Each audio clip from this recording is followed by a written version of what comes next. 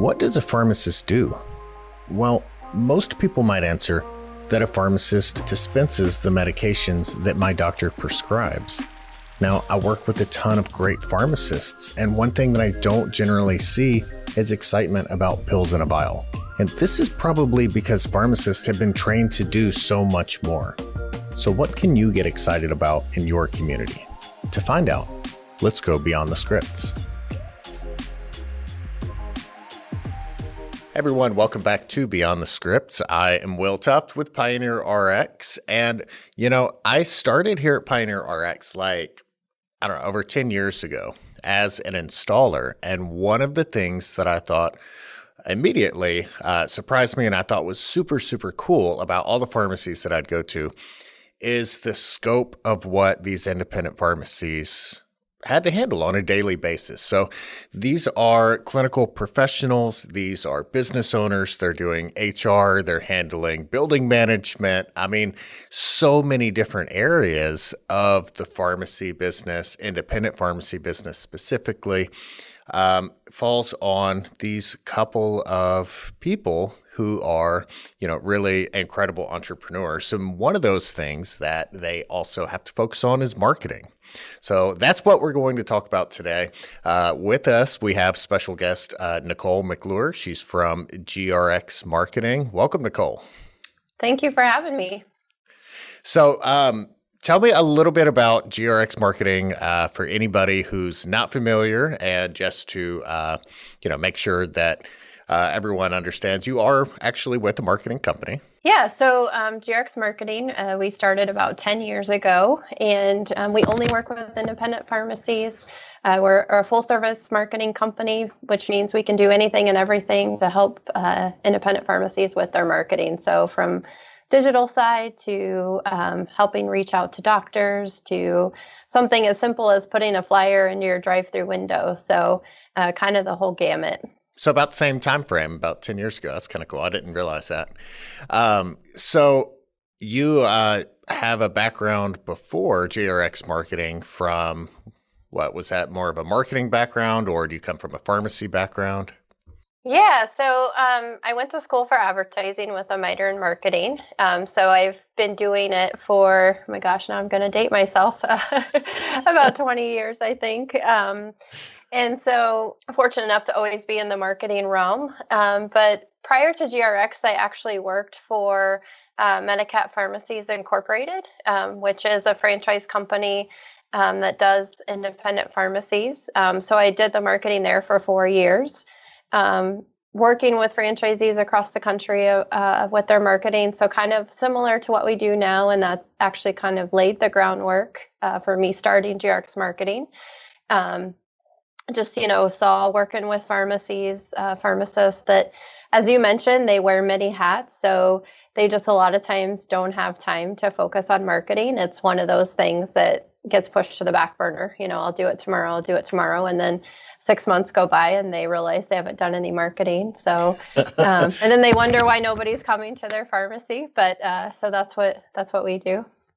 Nice. Yeah. So coming from the Medicap world, we have a lot of Medicap pharmacies that are on PioneerRx, but that's really a great kind of, training ground, or that's a great microcosm of like the strength of independent pharmacy, with the ability of working with a larger group to find strength outside of being independent. I guess independents working together. So it's a really interesting kind of, I don't know, it seems like kind of a best case scenario if you're going to move into a marketing realm. I think you'd have a hard time finding a better experience than that. Yeah, it was great. And I mean, just to kind of put a timestamp on it, my first year was when Medicare Part D rolled out. So kind of a pretty big milestone in the pharmacy industry. So just, thinking about all that's changed since then it's been pretty crazy. But I think people are always, I tell them that they do pharmacy marketing and they're like, well, how much really is there to do for marketing a pharmacy? Not really realizing all the kind of ins and outs of it. Yeah, I mean, when you talk about changes in pharmacy, especially related to marketing, it's insane how like the whole pill pack thing has brought like adherence packaging, something that fantastic independent pharmacies have been doing for a long, long time.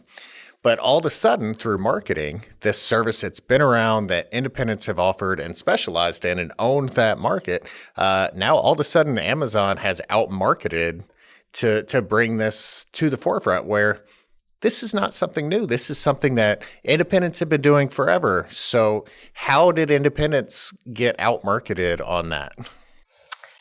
Um, I think it's a couple factors. One, obviously, is budget. Amazon does have a lot larger pool of money to spend than most independents. But I mean, I think honestly, a lot of it is too is, when we talk to pharmacy owners, I think they assume people know that what they offer, especially Yeah. their current customers. Well, they come in and see me all the time. Of course, they know I offer packaging. Not really thinking about that, maybe they're not a candidate for packaging at the time, or their needs have changed, or whatever, or people just don't pay attention. I mean, think about all the messages that you see throughout the day, either on your phone or on the radio when you're driving to work or whatever it is. So we're just constantly inundated. And I think a lot of independents kind of use the one and done approach with marketing. So, it's like, well, I tried to market it, it didn't work, so I'm not going to do it again. When in reality, you've got to hit people over the head with it. I mean, Hmm. think about how many ads you see from Amazon, no matter what they're promoting, or, Walgreens, CVS, some of our, chain competitors, it's a constant reinforcement of that message. And I think that's where sometimes some independents may fall short, is it's just a try it one time. If it didn't get the results they were hoping for, they just kind of stop marketing, where, in reality, they could be getting or gaining traction, but they gave up too soon. Yeah. Yeah. It's one of those things. It's like perpetual inventory. It's not something you do one weekend and then it's done. It's a process that, you make a concerted effort, you go through, you do the count, but it's a constant perpetual process of making sure that you're having those practices in place, that you're keeping those efforts going. Yeah. And we try to get our clients to see marketing as an investment, something that you constantly need to be doing.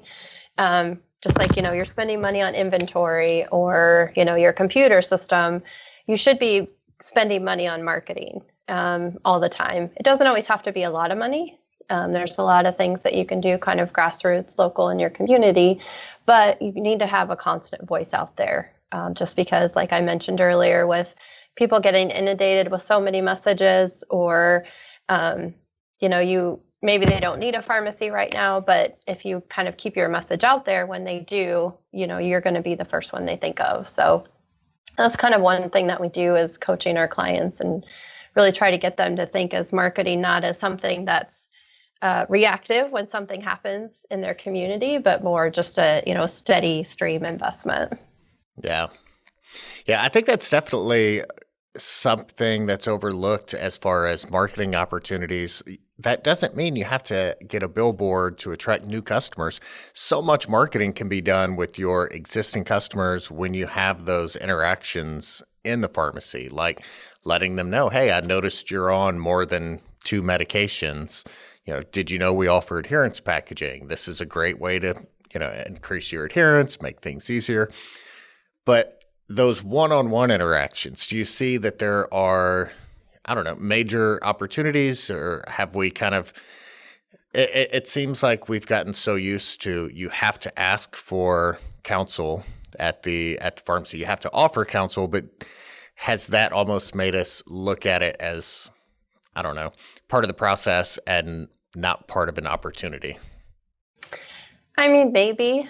I think in general, some pharmacies and their staff, pharmacists and their staff, are just afraid to ask for business. So afraid to ask them, hey, would you be interested in our packaging? You're taking a lot of medications, it might be helpful for you. Or, we have this new vitamin line. I'd love to tell you about it, or even just asking people to get a flu shot or something like that. I think that one-on-one interaction is such a great opportunity. And a lot of times I think it can get missed. And part of it, I'm sure, is it's just, they're busy, they're wanting to get people out the door. And, if they don't have to counsel or do a lot of counsel, they're just kind of on to the next thing. So, but yeah, I think that's definitely one area that is often missed. Yeah, I mean that face-to-face interaction. That's it's funny you mentioned vitamins, and that was the first thing that came to mind was the guys over at Solutions RX have had so much success by not just a sales pitch, but just saying, "Hey, did you know?" So those opportunities to educate are in pharmacy very, very often opportunities to market. So they're not at all mutually exclusive.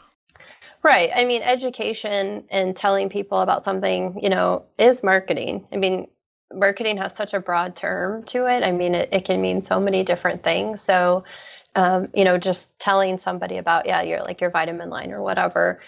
It doesn't have to be like a big sales pitch. It can just be more like, hey, just wanted to let you know this is how it could help you, and that is a form of marketing. So, and, to your point with the face-to-face interaction, I mean, that's something that Amazon Pharmacy is never going to be able to do. Amazon Pharmacy is still out there and still lurking. I think a lot of people have kind of forgot about them because of COVID and that whole craziness. But, I just got an ad the other day about Amazon Pharmacy and a discount card and, for any prescriptions, not just the pill pack. So, they're still definitely lurking out there and not going away. So those types of things, those face-to-face interactions, are something that can separate independence from the competition, especially online. Yeah, for sure. And I mean, I think your health is something that you're not necessarily looking for the lowest bidder always, Yeah, hopefully not. You, I mean, you don't want like the cheapest tattoo in town. You don't want the cheapest surgeon, right? Like, a price is definitely always a consideration, but you're not necessarily looking for budget LASIK. So even though there's definitely a stronger marketing machine, if they're really leaning into their strength of price and shipping, how do you think independent pharmacies can combat that? Is it are the strengths of independent pharmacy being recognized? Are independent pharmacies leaning into their value enough? And then B, how do they convey that? Yeah, I mean, I think it's really just focusing on their points of differences, their unique services. So that face-to-face interaction, immunizations, it's going to be hard for Amazon to administer immunizations, compounding, different, those more specialty type services that you're not going to be able to get from Amazon. But also, again, just the personal service and, kind of back to marketing is doing those community type events.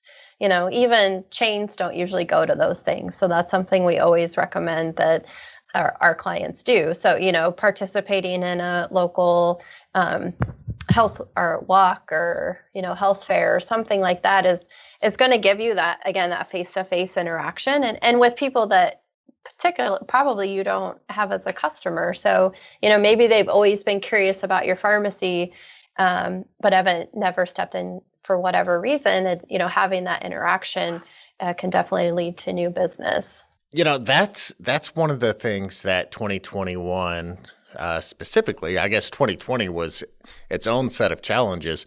2021 seems like it brought in a specific opportunity between point of care testing that became more available and then the actual immunization process, the one-on-one interactions, the community involvement. I mean, so many of our pharmacies have those tales of, wow, we did, so many immunizations. We spent so much time at, like, we rented out a retail spot, or we showed up in a parking lot. We were in a cafeteria. Like, there's so many community touch points with the COVID-19 immunization process. How do they take advantage of that? How do they not let that go away? I mean, I think there's a couple of different things they can do. I mean, one is I hope they're telling their local media about all these great things that they're doing. Either just sending out like a quick press release or reaching out to them and saying, hey, we're doing this great community event if you want to come cover it, or, my community pharmacy is doing COVID vaccines. If you have any questions that you want to ask, be that healthcare expert in your community. So when they have a story, they reach out to you. Free press is usually great press. And it's a great opportunity to also talk about your pharmacy in general. And others are just, you've got hopefully a lot of new faces coming into the pharmacy or coming to your clinic. So doing some sort of follow-up with those people, especially those that are in your area, sending them a quick thank you card or email or something like that, just saying, thanks for using our pharmacy for your COVID vaccine. We'd love to help you with all your other services, or here's some things that we offer. You can even include like a $3 or $5 off coupon to invite them back into the pharmacy. But, now with COVID and all the craziness, it's definitely given a great opportunity for independents to capitalize on those new people that have been coming in. And also showcase, everything that they're about. So, yeah, it's like that organic connection that you can't fake. You can't possibly even buy that kind of, I don't want to say marketing, but that relationship. I mean, that's a, it's an organic, real thing. But I also feel like at this point, after, not being able to go to a restaurant, not being able to go have retail shopping experiences, I think the idea of getting anything in person, the mail order process has probably gained a lot of popularity, but out of necessity. But I think now there's probably some pushback. Like, I don't want to get anything in the mail. I want to go, I want to see my pharmacist. I want to see, a waitress. Like, I want a real connection. Yeah, want some human interaction. Yeah. Yeah. And I think, again, to back to mail order and stuff, it's some of that stuff just can't be replaced with that one-on-one interaction. Just I can't personally visualize calling a 1-800 number to ask a question about, if I'm having side effects from a drug or something like that. I want to talk face to face with somebody. So there's so much value in that. And yeah, to your point, I think people have missed that over the last year and are kind of definitely craving that interaction. So yeah, I think there's like a lot of opportunity for those things, for technology to supplement, but I don't think it's a replacement. I think like telehealth is an amazing opportunity to lighten the burden on local healthcare systems. And then when you do go to your primary physician, you have a more meaningful interaction because you've kind of shifted some of that overload. So I don't think that technology and healthcare or, quality care are at odds, but I think there's definitely places where they fit better. Mm-hmm. Definitely. So I feel like in 2020, marketing was like a big shift, or communication in general had to change because you didn't have foot traffic. Like, you were doing everything in a completely new world. So I don't know, how have you seen pharmacies adapt to that positively or negatively, or just completely ignore it? All of the above. I would say for the most part, I think they embraced it pretty well. I mean, it's a crazy time for everybody. I mean, I don't know that we can ever kind of pinpoint in our recent history where the world just kind of stopped for everyone. In some case, I mean, we all shifted how we interacted with just everything, in our personal lives, work lives, things like that. So crazy time in marketing too for us last spring, because it was, working with our clients of, our lobby's closed or we're only going to drive through, curbside, kind of figuring all that out. But I would say a lot of them shifted to online. So, social media, I think, became even more important than it was prior to this because it became a platform to keep your patients or followers engaged and up to date on what's going on because things were happening so quickly. And then that kind of migrated into we're doing COVID testing. Now we have the COVID vaccines. And that's just information that would be hard to get out otherwise. So, definitely we saw a big push to social media, websites. If you didn't have an updated website on kind of what was going on, I feel like you probably were negatively impacted a little bit and lost in the shuffle because, people were searching pharmacies near me with testing or pharmacies with the vaccine or, we saw a huge spike in that in Google searches and things like that. So those that didn't take advantage of that and have that information up to date, I think definitely probably were, negatively impacted. On the positive side, a lot of pharmacies, I think, looked for those opportunities for those community connections, even though everything was shut down, donating supplies to local hospitals or, taking food to a doctor's office or things like that are still great opportunities to show, that community involvement without being able to really have like a big community type event. So I think those that, look for those opportunities as well fared positively during that time last year. Yeah, I know that was one of the things that I found myself doing was that there was so much information out there and a lot of it was very sterile, because you do have to be careful if you're the CDC, like of what you say, right? Or, so there's a lot of information that's kind of like, okay, this sounds very like, safe, sterile information with not a lot of opinion. And then there's information that not long into the pandemic, it was very political. And so you found it leaning one way or the other.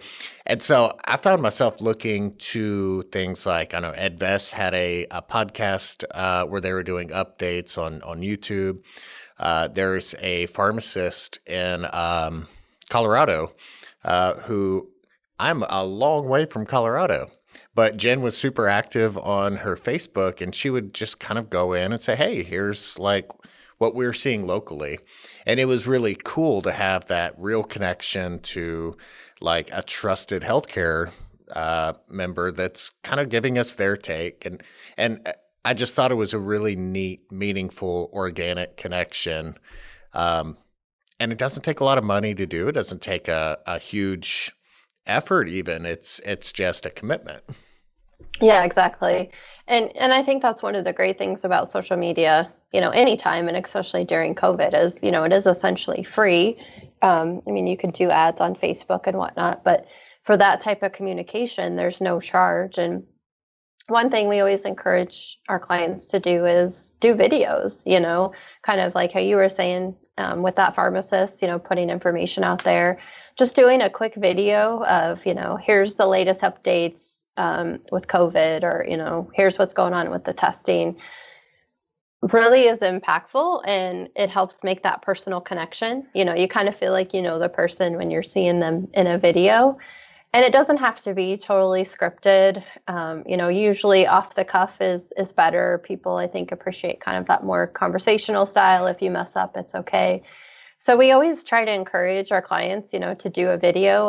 They're very impactful for that personal connection, help explaining some services and things like that. So they just have to kind of get over that fear of being on videos. But I think once they do it, we've seen it time and time again, once they try it one time and then they're like, oh, this wasn't so bad. So they will then do them in the future. But yeah, there's a balance that's kind of weird how, people consume content now that like a video content or like a recording, an interview, if it's polished and overproduced, maybe we trust that a little bit less. Like we want that authenticity on like video content and opinions and maybe even blogs, whereas it needs to be neatly packaged. Like your graphics can't be loose, right? You like you better have like a strong like branding and like certain elements are super, super important that they're done in a polished way. But then we also want to see that authenticity. I don't know if that's like an Etsy effect or what's happened there. Yeah, I don't. Yeah, I guess I don't really know either. I think it's just. I think it comes back to human nature. I mean, seeing kind of somebody more relaxed and just talking about something they know. I mean, hopefully, people watching this are like, "Oh, this is good," because it's all kind of more laid back and stuff. But I think they identify with that more than somebody that is just kind of droning on to them. Yeah. It seems more sterile and it's hard to make that connection. I mean, to me, it's almost going back to like college days and just listening to a professor like drone on, it doesn't seem, it's harder to connect than somebody that's just kind of on your level talking about something. So Yeah, no, those are the professors you remember. It's the ones that you felt like you had a real connection with. They were a real person. I take a lot of pride in appearing unpolished. So I didn't mean it that way. It's a very good one. So like it's 2021. We're coming out of the pandemic. Like, the mask rules are lifting. We're kind of going back to normal a little bit, although I still want to keep my 6 foot of personal distance. If I can hang on to that, let's keep that. I didn't mind that. Yes, let me keep my bubble. So like where do you think a pharmacy right now who is kind of hopefully seeing a bit of normalcy, where should they be focusing right now? We've seen, I think, a lot of pharmacies take a break from marketing. It's not recommended, but I think just with everything going on with the vaccine, it was such a crazy time. People just kind of quit marketing. So I think just kind of restarting that by, with summer coming on, you can focus on summer products for OTC, or it's a great time to promote packaging. I know we kind of keep going back to that, but people are traveling again, so packaging is a great for somebody that just needs a pack to take with them or to go to summer camp or something like that. So promoting those types of services, just getting back out there. I know community events are coming back, seeing what's available or open in your local area of, if there's any particular event going on, or maybe you just host a customer appreciation event at your pharmacy where it's something that's, outdoors, and you either offer free food or, just have people come by and register to win or something like that. But kind of that giving back to the community always does very well. And again, you're creating that loyalty, that stickiness with your current customers. So hopefully they won't ever want to leave you. So I think just, simple things like that, just getting, if you haven't been on social media, if you haven't posted to your Facebook page in 6 months, now's the time to get back out there, websites, updates, things like that. So just simple things that they can do. Yeah, yeah, that's those little things are so important. I stayed at a hotel recently in Dallas and had a really, really cool experience. The manager like went out of his way to kind of like hook me up with a really cool room, and he told me, he was like, "Hey, one caveat though, I need you to go in and leave a Google review." Mm-hmm. And I was like, "Okay, yeah, I'll do that." And I was really surprised. It's only been a couple weeks, and one of the pictures that I posted has like 1,500 views. And so, that manager was like, that room was probably there anyways, So just by like making that statement, he got a lot of really neat feedback from a customer that I trust. That if I go to look for anything in town, if I look for a restaurant, like I'm not looking at the restaurant's description so much as I'm looking at feedback from other customers.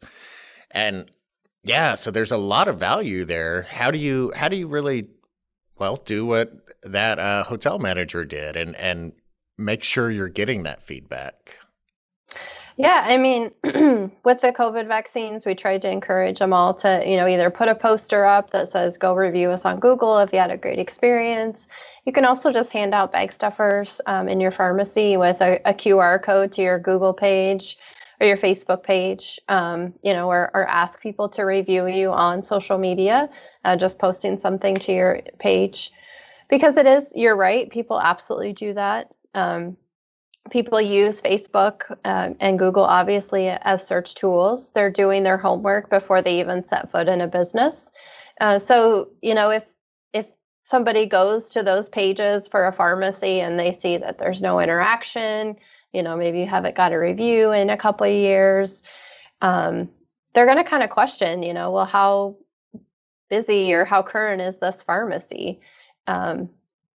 So it may make them pause of using your pharmacy, and especially if you've got a lot of other competitors in town, they may look to see, well, what are some of the other pharmacies doing? So getting reviews is definitely important. We try to kind of do a push each quarter with our clients, ask people to review you on Facebook and Google are great. Yelp in some areas are popular. It kind of depends on where you're at in the country. But, just asking customers, again, I think sometimes we're afraid to ask for that business. So just, saying, hey, did you love your service today? If you don't mind taking a couple minutes and doing a quick review on our Facebook page, that would be great. So that kind of stuff definitely goes a long way in the overall marketing of the pharmacy. Yeah. So have you seen any pharmacies recently that have really kind of leaned into their, I don't know, what makes them special? I think, when you think about marketing that is memorable or works for independents, it's you can think of pharmacies that have a brand that is kind of bigger than you would expect an independent pharmacy to be. They've kind of become something greater than the sum of its parts. You can look at CO Bigelow, for example. They have this, beautiful store and they have some great products, but their products go far outside their walls, and they have, a really neat brand experience that goes with them. But other pharmacies can do that. I feel like no matter what size you are, there's something you're doing that's special. How do you identify that? How do you go in and say, you know what, this is really what we do that's special, and this is something we should promote? Yeah, I think it's just, kind of looking at your services and looking at your competitors in the market and seeing, what do I do different? To your point, I mean, everybody has that uniqueness, even if it's just, maybe you don't offer a ton of extra services, but maybe you do free delivery or something like that, or, put a time on how soon people get their refills, or there has to be something. So I think just reinforcing that message. I think sometimes pharmacies, they want to tell everybody everything that they offer. We do these 20 different things, and it can be too much for some people, so just focusing on kind of those one or two messages of, this is what we're about, or we compound, or, we're starting to see that shift more into like the clinical type services, or the more cash type services of weight loss programs and, high end vitamin supplements, things like that. So, those types of pharmacies are really embracing, like, this is what we do. We still fill prescriptions, but this is our kind of our calling. And really just, that's your message all the time. And I know it's hard for a lot of people because they're like, well, we also do these 10 other things. I want to talk about that. But, to really get it to resonate with people, you have to kind of stay consistent in that messaging and the branding, so if you come up with a unique logo for that surface or something like that, or a unique name, using that everywhere. You think about like McDonald's, they always have the golden arches. They're always yellow. They've always got their same tagline, things like that. So people, it's ingrained in your brain of what their logo looks like and things like that, because it's always there. They may promote different things, but they always come back to the consistency of the messaging and the branding. So I think just sticking to those one or two things can really help define you and your market on those services. One of the things that I've seen recently is, a few pharmacies that I can think of have focused on their packaging because, and a great example, I think I've talked about that on here before, is like the FabFitFun boxes. If it's worth ordering one, if you haven't, just to kind of analyze their delivery and packaging, because, it's like a custom printed box and it has like gift paper in it. They do a really, really good job that the box itself is part of the unpackaging, it's part of the experience, not just like the random assortment of stuff that shows up. So it's neat because it kind of builds value, like outside of the medicine in the bottle or the, like you said, weight loss products, whatever products are in there, or it just seems like they're a little more special. Have you seen a lot of that?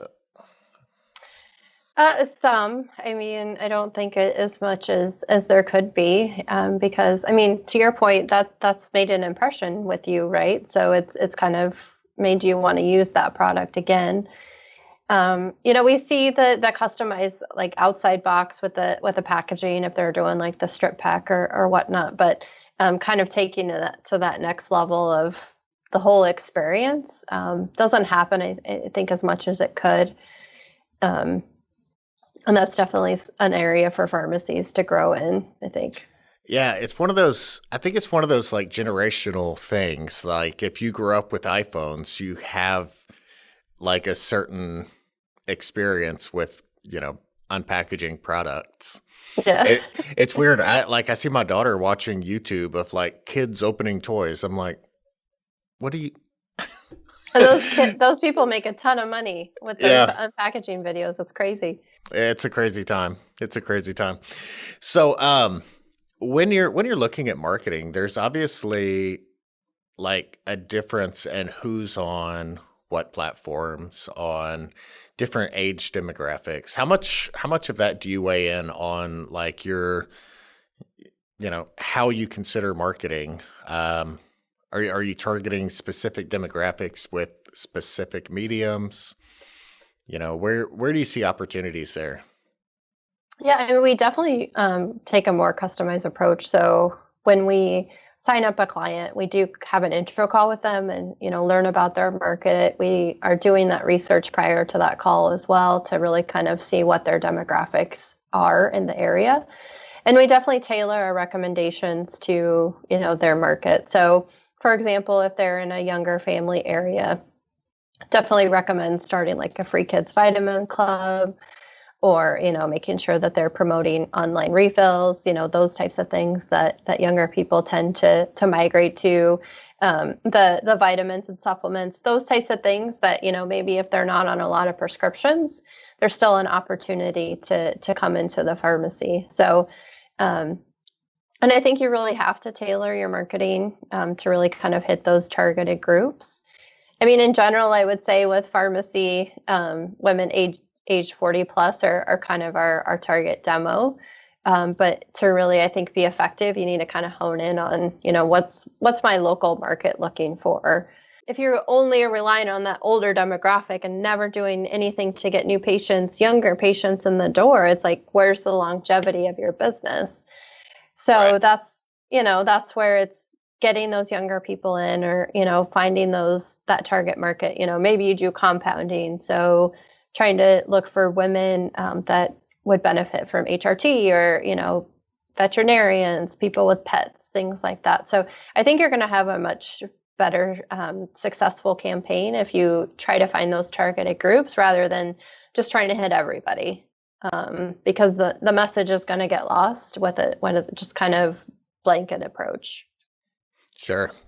What about on like different age brackets, specifically on like social media? I read an article the other day that I thought was kind of interesting, how like a lot of times boomers might be discounted in like the online arena because traditionally there are certain age brackets that aren't as active. But I think if you look, like, the average age on Facebook is probably much older now than it was a couple years ago. Like my son, if I send him a message on Facebook, he's like, "Yeah, I don't use Yeah. that." I mean, I have an 18-year-old and he's not even on Facebook. So, I think that younger demographic is gone off Facebook for the most part. And I think it is that older demo that is using it now, because they've adapted it. It's not a scary thing anymore. And plus they get on there, to see their grandkid photos and, all of that. So I think that's where Facebook is so good for community pharmacies. You are hitting that older demographic. The younger ones have moved on to other platforms. So Yeah. Yeah, I find myself kind of fighting that. I'm like, oh gosh, it finally happened. like like I'm in the I'm not cool anymore, evidently. Darn. because you're still on Facebook or you're not on Facebook? Oh, I'm still there. I would still have my MySpace if I could, man.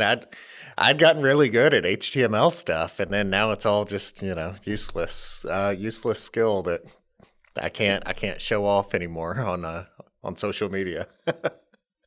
Maybe some other new platform will come around that you can show Right? it off on. Maybe. So Maybe. So we're just about out of time here. So what would you recommend, again, if you are a pharmacy that um, has just decided, hey, look, we're going back to normal. Um, you know, what should we be doing differently next year? Like what should we be focusing on moving forward? If we're not doing anything right now. I would just, my advice would be to pick a unique service that your competitors don't offer and start there. And, look where you marketed in the past and what was successful. So if you did social media, good old fashioned direct mail, reaching out to doctors, kind of whatever your success points were, go back to those and, just starting over. Another thing you could do is a customer survey, just a quick poll of, hey, what would you guys like to see in our store? What would you like to know more about? Things like that. So the benefits of the survey are twofold. Is you learn about what your customers are really wanting, and that can kind of help shape your plan going forward. But also then your customers appreciate you asking them, right? Hmm. So that they're like, oh, they must really care what I think if they're going to take the time to ask me. One caveat with surveys is, you need to take action on that feedback. So if, you get a huge response for adding vitamins or something, and then you don't do it, customers are going to notice Right. that. So make sure that you actually implement changes that people give you feedback for. But I think those are some great things to do to get started. You mentioned traditional mailouts. Are traditional mailouts, that's a tangible piece of paper. You could make the argument that it's old fashioned, it's outdated, but then it's also, hey, cool, something real and tangible that I can hold. You know, like, actually, I have a post-it board, like a cork board in my office, and I have a postcard from a restaurant in Chicago that I went to, that it was just like, I got it off the counter, but it was a cool thing that they did. I think that's kind of coming back around, to have that cool, tangible, like, especially if it's, you know, well done artistically. Absolutely. Yeah. I mean, we are definitely seeing a rise in doing direct mail and the success of it. And I think because, I mean, think about how many emails you have in your inbox right now, right? I mean, you just get kind of inundated from different people, companies. And so it's easy to get lost in the shuffle. Email still definitely has its place, but, I love getting mail. Like, I get excited when I'm like, oh, I got, so maybe I'm old fashioned, but I think if it's like you said, if it's done right and something that impacts people, it's definitely going to have a positive result. I would say we've also kind of on the prescriber side, we do kits that we'll mail to doctors' offices for our clients. Mm. And during COVID, we seen even better results with those than normal because, a lot of doctors' offices were closed, maybe not seeing as many patients or not letting as many people in. So a way to still get to those prescribers were through mail. And, we always encourage pharmacies to do something different, not just a number 10 envelope that is going to get lost with everything else they receive, but either an oversized postcard or a large 9x10 envelope that maybe has some different pieces about your pharmacy in there. That's going to stand out among the other things. So definitely don't count out good old-fashioned mail as part of your overall marketing strategy. Awesome. All right. Looks like we're about out of time. So I'll see you on the road, hopefully this summer. Trade show season's coming back up. So hopefully we'll cross paths this summer. Thanks for joining us. Yeah, thank you. It's great talking to you. So if somebody is looking for a great marketing partner, where should they go to get in touch with GRX? Then go to our website, which is grxmarketing.com. Awesome. All right. Thanks, Nicolle. I'll see you soon. All right. Bye. Bye. Thank you for listening to this episode of Beyond the Scripts, presented by the Catalyst Pharmacy Podcast. If you enjoyed this episode, please support our channel by liking, subscribing, and clicking the notification bell so that you'll be notified anytime we post new content. To stay up to date with all of the latest independent pharmacy news and content, follow PioneerRx on your preferred social media platform.